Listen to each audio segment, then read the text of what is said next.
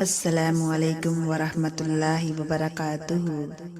جانتے ہو اللہ کب تمہیں بے سکون کر دیتا ہے؟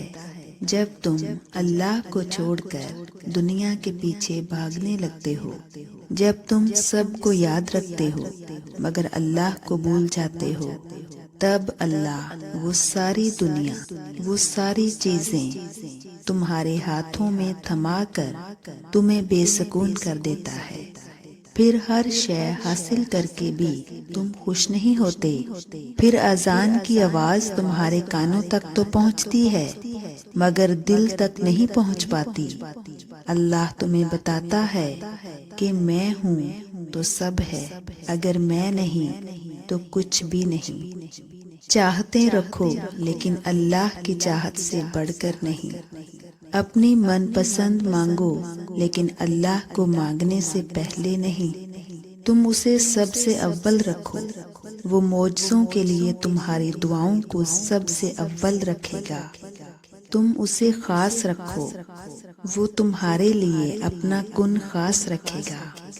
ہم ہمیشہ کہتے ہیں کہ اللہ نے ہمیں وہ نہیں دیا، یہ نہیں دیا، وہ نہیں کیا، یہ نہیں کیا، لیکن ہم یہ کیوں نہیں سوچتے کہ اس نے ہمیں جو دیا ہے کیا ہم اس کے بھی قابل ہیں؟